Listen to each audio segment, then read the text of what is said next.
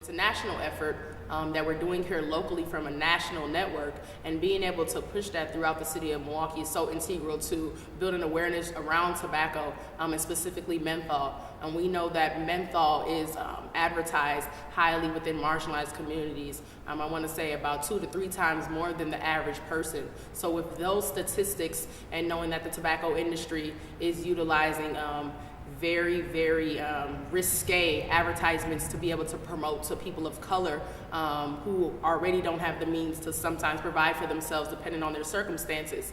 It's so integral that the church gets involved where they can meet people where they are at. It appears that there is evidence that menthol, when added to tobacco, might increase the addictiveness of nicotine, which is the compound that maintains the addictiveness of cigarettes. So if we can use this information to inform the community and policymakers that menthol actually has biological effects that may make tobacco more addictive, that might allow us to potentially change how that product is marketed. We've been involved for a little over 2 years, and we have had the pleasure of having some of the young people come and present on No Menthol Sunday in our congregation before, and we're looking forward to the next time. The FACT team came with some of the adults of your organization, and they presented to us in worship, shared some facts about no menthol and the targeting of the African American community by tobacco companies with the menthol products. And then the FACT team and some of your adults came and shared with our teen Sunday school class. One session that was particularly striking for us was showing different advertisements that are used to get people's business and to get people addicted to menthol products. That really made a big impression on us.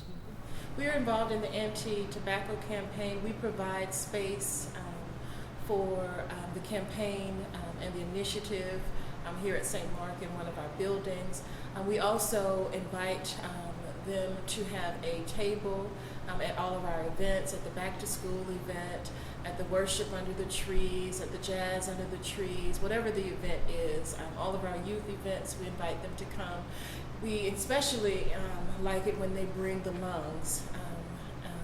People, both young and old, are intrigued by the look of lungs that have used tobacco and those that have not. It's been very, very impactful. If people get addicted to cigarettes as young people, they're probably going to be lifetime smokers, and so it's especially important to reach our youth, and I'm so glad we have this opportunity.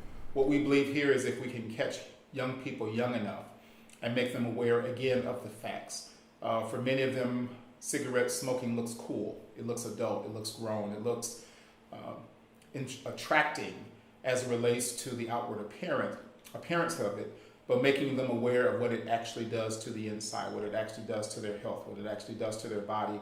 And what we found also is some of the young people actually go back to their parents and grandparents who may be smoking and seek to entice them to make those changes, because I know one young lady went to her grandmother and said, "Grandma, I want you to be around for my wedding, but you can't do that if you keep smoking." So we feel if we can target that population, the younger generation, they can also be advocates for addressing it with their families, parents and grandparents. I know that the lift is heavy and the lift is large, but with the territory that we hold in our communities and the turf that we stand upon, if we can come together, we can definitely make some things happen, but we have to come together on a collective front.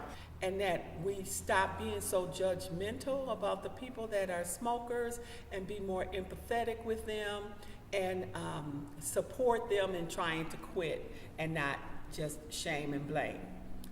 After church, several of the senior mothers came up to me and said, "Thank you so much for that information. It makes me feel so much better." And some of them even said, "Now I know how to pray for my son. I know how to ask God to help him physically get rid of this addiction."